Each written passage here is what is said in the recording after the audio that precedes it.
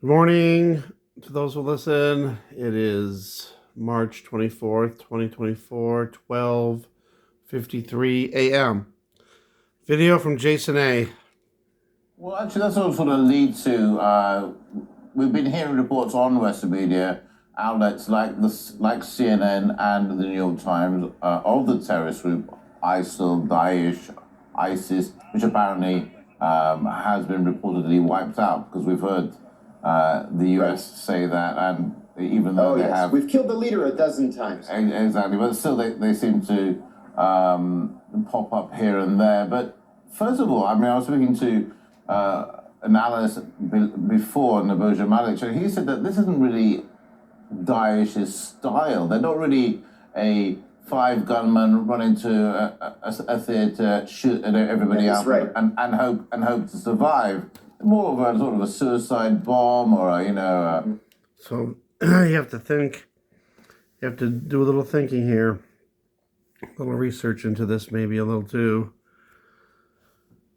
So they're throwing out the possibility that maybe it wasn't who they're saying did this. Can't say their name. And maybe it was somebody else. So that's one thing. On the other hand, is there are many people that claim that these reports are fake. So why, as a former intelligence officer, why do you think what do you think make of it? If they are fake or if they're true, is this just smoke? Smoke and mirrors. Well, it very well could be. So let's look at this from all three different angles. Number one, let's say the reports are fake. The purpose of putting the reports out there then would be to divert people's attention from either the real perpetrators or people or governments who could be accused, like the Ukrainians, for example, of having done something like this.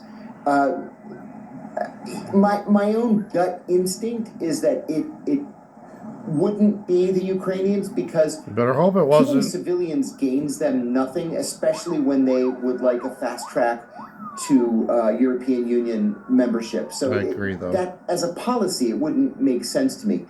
Now, you are right that this is really not the Islamic State style. They generally initiate suicide bombings. Mm-hmm. Why? Because they hate us more than they love life itself.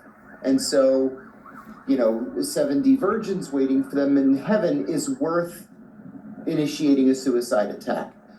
Sending in gunmen, close in, killing people at point blank range, as we've seen in the Russian media, and then escaping. That's really not something that they've done in the past. It's something that Al-Qaeda has done. For example, during the Mumbai attacks. But Al-Qaeda, for all intents and purposes, doesn't exist. And Al-Qaeda really doesn't have a problem with Russia or the Russian people. So it's, it's the early stage. We shouldn't jump to any conclusions. Here's more of what he had to say. ISIS is honoring 2016. President Obama. He is the founder of ISIS. He's the founder of ISIS. Okay? He's the founder. He founded ISIS. And I would say the co-founder would be crooked Hillary Clinton. They armed these people, they created these people, and they sent them off to fight. And then to say, oh, my hands are clean? No, America's hands are not clean. They haven't been clean since the 60s when they started creating Islamic terrorism left and right. America's drenched in the blood of this world. The UN Secretary General's office said he was saddened by reports of the shooting. That's the outcome of the international response to the tragedy. Wow. So just throwing that out there. Not going to really go into in depth or detail of anything here. You guys can figure this stuff out. Yeah.